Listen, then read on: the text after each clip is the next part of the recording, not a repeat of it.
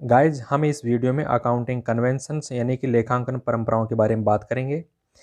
तो लेखांकन परंपराएं क्या होती है इसके बारे में मैंने आपको पहले बता रखा है। इस वीडियो के अंदर हम लेखांकन परंपराओं के प्रकार के बारे में बात करेंगे, जिसमें पहली परंपरा है लेखांकन परंपरा पहली, जिसका नाम है पूर्ण प्रकटीकरण की परंपरा। दूसरी है महत्वपूर्णता संबंधी परंपरा। इस प्रकार से कुछ आपको 5 परंपराएं दे रखी है, एक एक के बारे में हम डिटेल में आराम से बात करने वाले हैं। तो चलिए अब हम बात करते हैं पहली परंपरा, जिसका नाम है पूर्ण प्रकटीकरण की परंपरा यानी कि कन्वेंशन ऑफ फुल डिस्क्लोजर।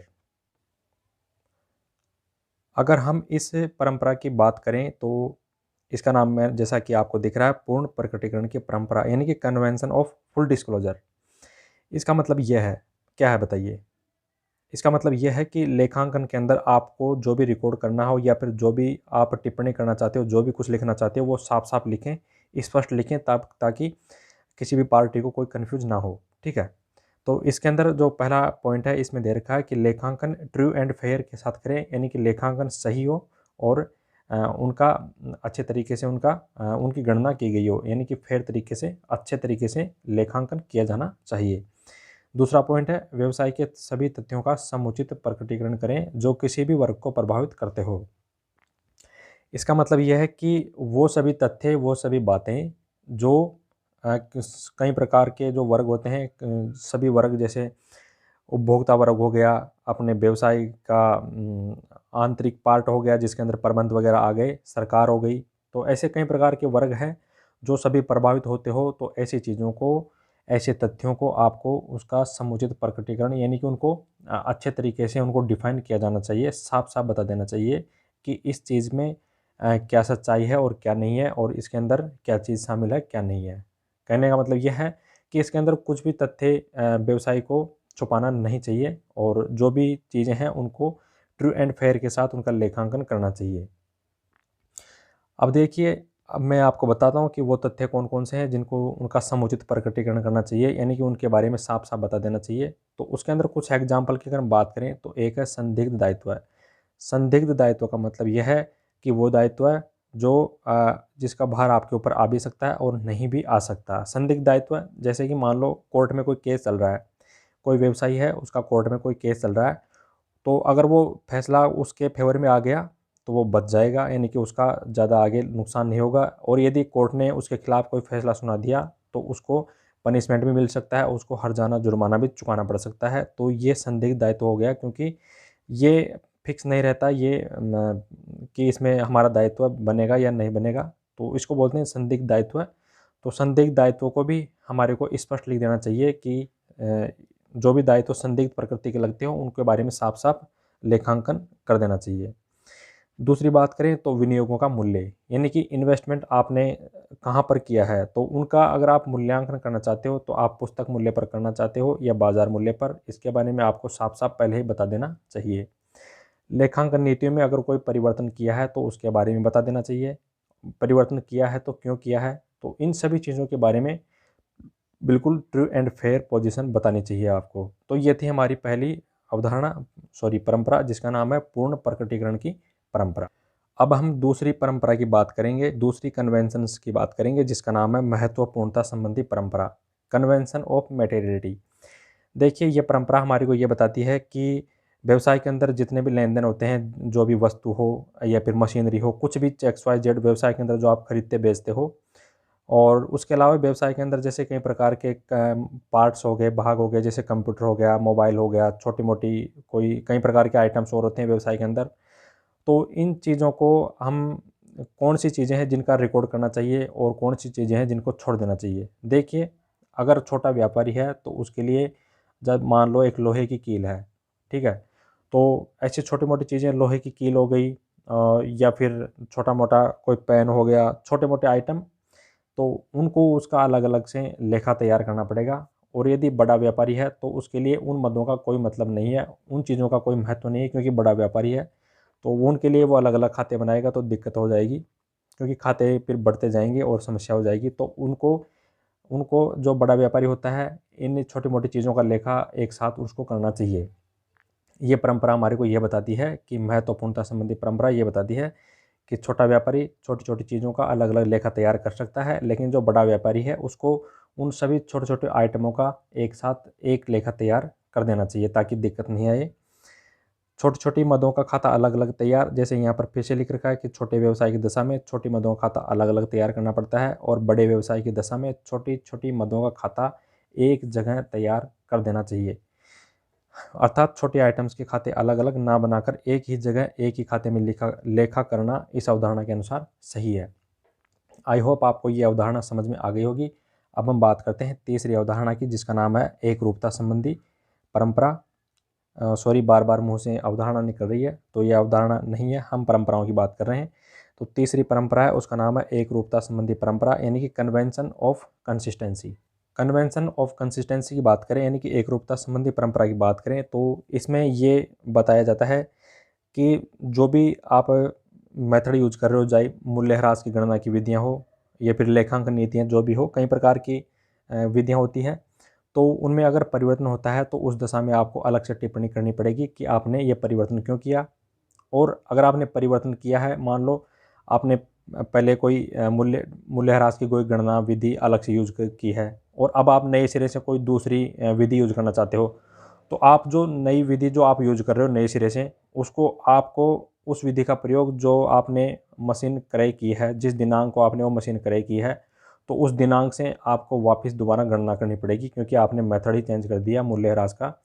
तो डेप्रिसिएशन का आपने मेथड चेंज कर दिया, मूल्यह्रास गणना की विधि आपने चेंज कर दी, तो आपको वापस से गणना करनी पड़ेगी। जो मशीन आपने जिस तारीख को खरीदी थी, उस तारीख से लेके जिस तारीख तक आपने जिस तारीख को आपने वो मेथड चेंज किया, उस दिनांक तक आपको दोबारा गणना करनी पड़ेगी। और इसी परंपरा के अनुसार अंतिम रहतिया उसका मूल्यांकन लागत या बाजार मूल्य दोनों में से जो भी कम हो, यानी कि विच एवर इज लेस, लागत मूल्य या बाजार मूल्य दोनों में से जो भी कम हो, उसके आधार पर अंतिम रहतिये का मूल्यांकन किया जाता है एक रूपता संबंधी परंपरा के अनुसार। अगर हम चौथी परंपरा की बात करें तो उसका नाम है अनुदारवादिता या रूढ़िवादिता की परंपरा। बहुत ही इंपॉर्टेंट परंपरा ये, अक्सर यहाँ से क्वेश्चन एग्जाम में बनता ही बनता है। इसको इंग्लिश में बोलते हैं कन्वेंशन ऑफ कंजर्वेटिज्म, ठीक है।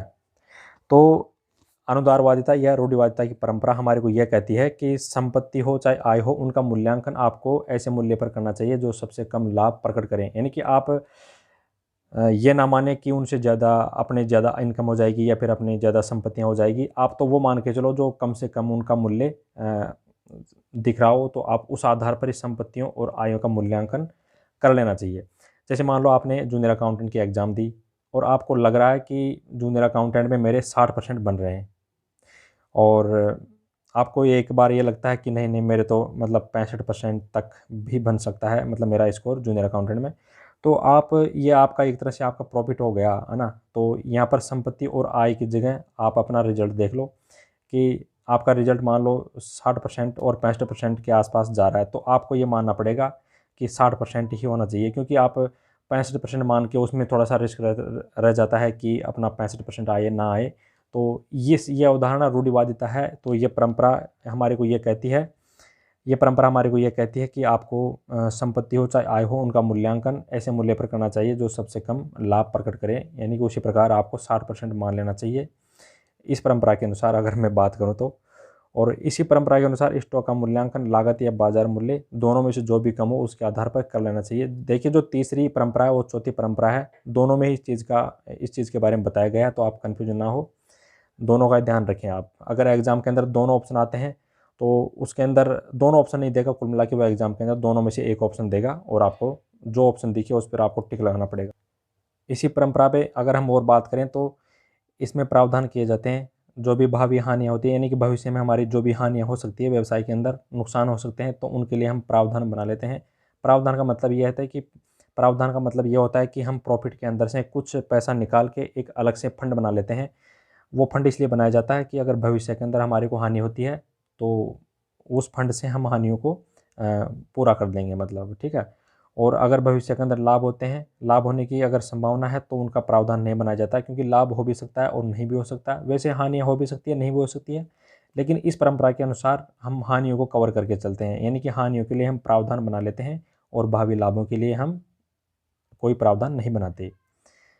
जैसे मैं बात करूं, डूबत एवं संदिग्ध ऋण हो चाहे देनदारों पर बट्टा, तो इनका प्रावधान बनाया जाता है। डूबत एवं संदिग्ध ऋण का मतलब ये होता है कि कोई देनदार है तो उनसे आपको पैसा थोड़ा बहुत डूबने की संभावना है, तो उनको कहते हैं डूबत ऋण। और संदिग्ध ऋण भी वही आ गया कि कोई देनदार है, आपका देनदार आपको पैसा देगा, लेकिन वो संदिग्ध डाउट है आपको कि वो पैसा दे भी सकता है ना भी दे सकता है, तो उनका आपको एक प्रावधान बनाना पड़ता है। लाभों से अलग राशि निकाल के एक फंड बना लिया जाता है कि अगर उनसे पैसा नहीं आएगा तो इस प्रावधान में से यानी कि इस फंड में से पैसा निकाल के हम अब उसकी भरपाई कर लेंगे। तो इसी प्रकार देनदारों पर बट्टा प्रावधान, ये एक ही चीज़ है लगभग। और इसमें अगर हम बात करें विनियोगों के मूल्य में उतार चढ़ाव के लिए, अगर आपने इन्वेस्टमेंट कहीं कर रखा है पैसों का, तो हो सकता है आपके वो पैसे हैं उनमें आपको नुकसान उठाना पड़ सकता है। जैसे शेयर मार्केट की बात मान लो, तो शेयर मार्केट में आपने जो जितना पैसा लगाया है वो डूब भी सकता है और आपको प्रॉफिट भी मिल सकता है। तो इसमें क्या करते हैं कि जो भी उतार चढ़ाव होते हैं ना विनियोगों के मूल्य में, तो उनके लिए भी हम सेफ्टी के हिसाब से एक कोष का निर्माण कर लेते हैं कि अगर हमारे को नुकसान होता है तो उसमें से उसकी भरपाई कर लेंगे, और अगर फ़ायदा होता है तो कोई दिक्कत नहीं है। अमूर्त संपत्तियां, मैंने आपको बता रखी है अमूर्त संपत्तियां क्या होती है। अमूर्त संपत्तियों का अपलेखन भी इसी परंपरा के अनुसार किया जाता है। स्थायी किस्त पद्धति के बजाय क्रमागत ह्रास पद्धति का क्यों प्रयोग करते हैं, वो भी इसी परंपरा के अनुसार यूज करते हैं। एक होती है संयुक्त जीवन बीमा पॉलिसी यानी कि जॉइंट लाइफ इंश्योरेंस पॉलिसी। इसको चुकाए गए प्रीमियम पर न दिखाकर समर्पण मूल्य पर दिखाया जाता है, वो भी इसी परंपरा के अनुसार। ऋण पत्रों के शोधन पर दिए जाने वाले ब्याज, यानी कि आपने ऋण पत्र जारी कर दिए मार्केट के अंदर और आपने पैसा उगा लिया, ठीक है, आपने पैसा रेज कर लिया, फंड रेज कर लिया, तो एक समय बाद आपको ये पैसा वापस लौटाना भी है, ब्याज सहित लौटाना है, क्योंकि ऋण पत्रों पर आपको ब्याज भी देना पड़ता है। तो शोधन का मतलब होता है कि आपने जो पैसा लिया है मार्केट से ऋण पत्रों के द्वारा, तो ये पैसा आपको ब्याज सहित चुकाना पड़ता है। तो शोधन का मतलब ये होता है कि आप ब्याज सहित पैसा दे रहे हो, ठीक है। तो इस पर ऋण पत्रों पर जो ब्याज आपको भविष्य में चुकाना पड़ेगा उनका प्रावधान भी इसी परंपरा के अनुसार कर लिया जाता है, और निर्गमन के समय ही इनका प्रावधान कर लिया जाता है। जैसे मान लो आपने आज ऋण पत्र जारी किए, तो आपने आज ही के दिन एक प्रावधान बना लिया कि इन ऋण पत्रों से हम जो पैसा रेज कर रहे हैं, पैसा प्राप्त कर रहे हैं, इनके ऊपर जो ब्याज लगेगा उनका प्रावधान आज ही कर लिया जाता है। तो वो भी इसी परंपरा के अनुसार किया जाता है, जिसका नाम है अनुदारवादिता या रूढ़िवादिता की परंपरा। अगर हम पांचवी और आखिरी परंपरा की बात करें जिसका नाम है कानून के पालन की परंपरा, यानी कि convention of observance of law. इसका मतलब यह है कि व्यवसाय के अंदर कई सारे कानूनों का पालन करना चाहिए, कानूनों के अनुसार व्यवसाय को चलाना चाहिए और चलना चाहिए। कौन कौन से कानून हैं, जैसे भारतीय कंपनी अधिनियम 2013 हो गया, भारतीय साझेदारी अधिनियम 1956 हो गया, आयकर अधिनियम 1961 हो गया, इत्यादि कई प्रकार के कानून हैं। तो कानून का पालन करना चाहिए। तो ये परंपरा हमारे को यही बताती है कि कानून के पालन की परंपरा करनी, कानून का पालन करना चाहिए। अब देखिए मैंने यहाँ पर एक चीज़ अलग से लिख रखी है, आधारभूत लेखांकन मान्यताएं कौन कौन सी होती है। देखिए आधारभूत लेखांकन मान्यताओं के अंदर ये तीन चीज़ें हैं। एक तो है सुदीर्घ संस्थान या व्यवसाय की निरंतरता, दूसरी है संगति या एकरूपता या सततता, और तीसरी है उपार्जन अवधारणा। ये तीन चीज़ें हैं जिनको हम बोलते हैं आधारभूत लेखांकन मान्यताएं। मैंने आपको इसके बारे में बता रखा है, सुदीर्घ संस्थान या व्यवसाय की निरंतरता, इसके बारे में मैंने आपको बता रखा है कि व्यवसाय लंबे समय तक चलने वाला है। साल 2 साल या फिर महीने 6 महीने के लिए व्यवसाय नहीं चलेगा, लंबे समय तक व्यवसाय चलेगा, गोइंग कंसर्न। एक होती है दूसरी आधारभूत लेखांकन मान्यता है संगति या एकरूपता या सततता, यानी कि कंसिस्टेंसी। इसका मतलब यह है कि अगर आपने मान लो कोई मूल्यह्रास का कोई एक मेथड यूज कर रहे हैं आप, तो उसको रेगुलर बेसिस पे उसी को लंबे समय तक यूज करना चाहिए, बार बार में दूसरा मेथड मतलब चेंज नहीं करना चाहिए। तो इसका मतलब यही है कि संगति या एकरूपता या सततता, ये तीन अलग अलग नाम है, और इंग्लिश में कंसिस्टेंसी। मैंने आपके लिए बड़ी मेहनत की है इनके अलग अलग, क्योंकि एग्जाम में कई बार संगति दे दिया जाता है, कई बार एकरूपता, कई बार सततता।